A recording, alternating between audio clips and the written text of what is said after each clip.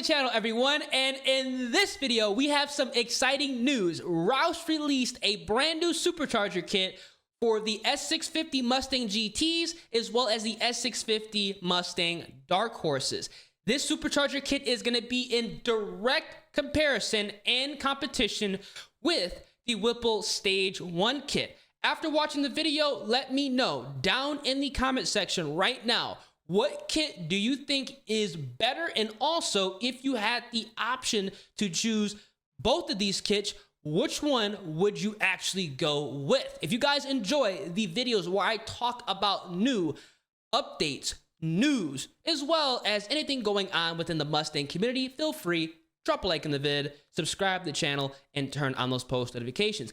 Now, if you go to Roush's website, you can take a look at this information right now. We have a new supercharger kit. As you guys can see, we have a brand new 2024 Roush Mustang Phase 1 Supercharger Kit. This is going to be available for the Mustang GT and the Dark Horse models. This supercharger kit is going to be outputting 740 horsepower that is going to be to the crank, and it is available for pre-order for $10,000. Now, what's interesting about this kit and the price and the horsepower rating is if we go to the Stage 2 kit, you guys can see here, the Stage 2 kit, Phase 2 kit is going to be for the same price and making 810 horsepower. Now, I don't know if this is a mistake, if the Stage 1 is going to be going on sale for Black Friday, but in all reality, because you can still have the warranty with the Phase 2 kit, why would you buy the Phase 1 over the Phase 2? I have some ideas as to why people might want to get the Stage 1, Phase 1 over Stage 2, but it's really interesting how both of these are for the same price, yet the Phase 2 still has the warranty and it makes 810 horsepower. I mean, in 2024, if I can keep the warranty, I'm obviously going to go ahead and roll with the 810 horsepower option. Let's go ahead and take a look at what actually this kit entails. It looks good under the engine bay. Obviously, the Roush kit, the Phase 2 looked amazing.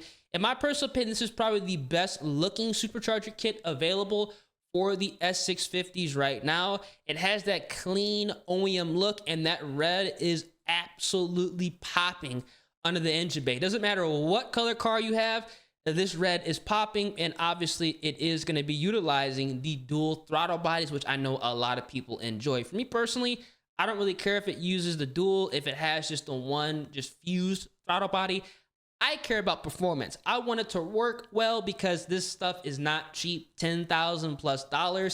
You know what I'm saying? I can sacrifice some things. Now, if it looks ugly in the engine bay, but I'm making 810 horsepower with a warranty, it is what it is. I'm gonna go ahead and rock with it. I don't know about y'all, but let's go take a look at this. Now, the Roush S650 Mustang Phase 1 Supercharger Kit. The 740 horsepower, 600 foot-pounds of torque Roush S650 Mustang Phase 1 Supercharger Kit is engineered to provide exceptional performance through innovative design and cutting-edge components tailored specifically for Mustang enthusiasts seeking peak horsepower and reliability. This obviously is going to be having the dual air intake throttle bodies, and they actually went ahead and showcased the quarter-mile time they got with this kit. So on a bone stock 10-speed S650 Mustang with a 355 rear gear, this is obviously going to be a base model 10-speed. They went 1055 quarter mile. They trapped 133 mile an hour. The 0 to 60 was 3 seconds, and they pulled 1.39 G's off the line. Now, obviously, they had slicks on this because you're not going to do this on the stock tires because they're Ling Longs that they put from the factory. So overall, this is a respectable time that they were able to get with essentially a stock Mustang with just a tire on it. This was obviously done with 93 octane fuel, no octane booster, no fuel mixes, and personally, I think this is a respectable time for a stock car that they threw a supercharger kit on with essentially a canned tune that is not optimized for max performance, more for reliability.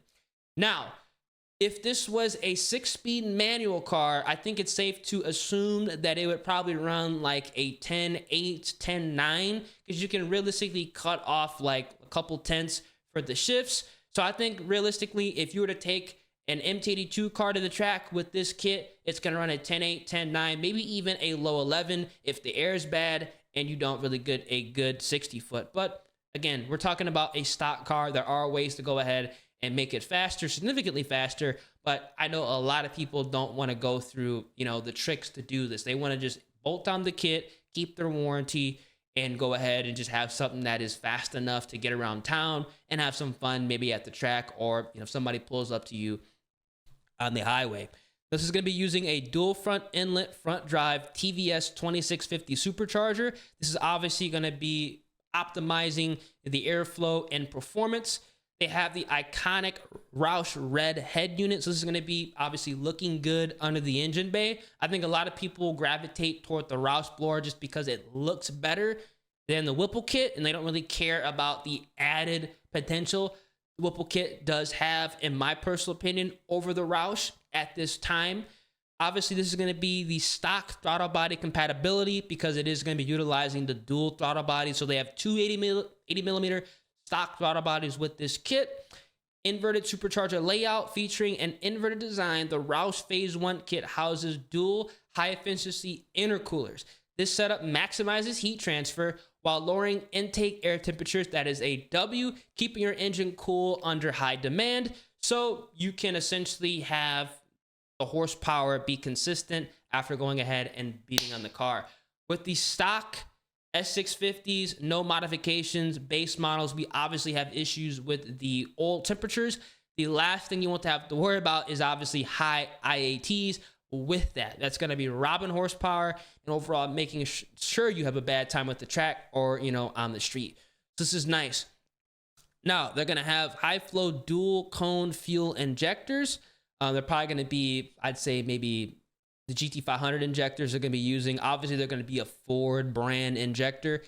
Custom billet fuel rails. They are going to be using an efficient supercharger belt system. They're using the feed belt system with a 90 millimeter pulley, and it is going to be running closer to the engine for more reliability. So it's going to combat belt slip. Oversized front heat exchanger to cool the engine, keep everything cool so you can consistently make the horsepower that the car is going to be putting down on the dyno. Specialized degas bottle, so it's going to prevent coolant aeration. High performance Bosch PCE intercooler pump, again to keep the car cool. And it's going to have custom fit hoses so it looks clean and good looking under the engine bay. So when you take it to Cars and Coffee, it's absolutely going to pop. Now, I'm not one to really care about popping my hood at a Cars and Coffee, but this is a nice touch they did add to this Phase 1 kit. I'm not going to lie. Now, obviously, this is going to be designed to fit under the stock hood, and you can obviously use this with the stock K member. Every single supercharger kit that releases for, a modern Mustang is going to have the capability to close the hood with it installed, and obviously, you don't need to change the K member. Obviously, plug and play wiring. You don't have to go ahead and cut anything. No splicing, which is nice, and it is going to come with Ford brand spark plugs. So literally, all the components that you have to swap out are going to be replaced with other Ford components, those being the injectors and obviously the spark plugs. Now, cutting edge tuning, this is going to be through the Roush tune, Ford tune. It's going to be optimized for reliability and performance, which is really, really interesting. This is going to be carb legal, so if you live in a communist state, you don't actually have to, go through the issues with that. So that is really nice. Now, we have the dyno sheet here. It is very, very difficult to see the numbers on this sheet. I'm going to try to go ahead and zoom in on it so you guys can take a look. But it seems that it's going to be making around 630 wheel horsepower to the wheels, not to the crank. The crank horsepower is like 740. It is going to be making around 630 to the wheels. So in my personal opinion, this kit would be designed for somebody that has a manual S650 Mustang GT, because obviously the MT82 is going to be a lot more susceptible to braking versus the Tremec in the Dark Horse, and the clutch is also going to be more susceptible to slipping versus the clutch that is in the Dark Horse.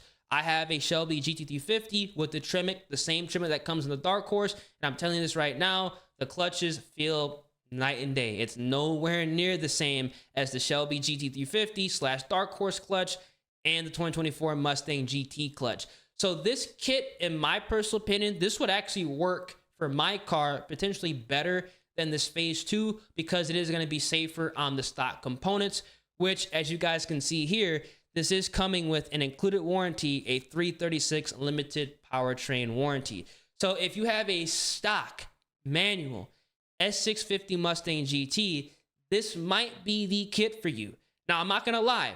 If you have a 10-speed 2024 Mustang GT, a Dark Horse, or a 10-speed Dark Horse, I wouldn't even buy this kit. I would go for the Stage 2 because the engine, as well as the drivetrain, especially if you have a Dark Horse, is going to be able to take the abuse from the Stage 2 over the Stage 1. And considering the fact that they're both $10,000, I don't really see a reason to go ahead and not go for the Phase 2.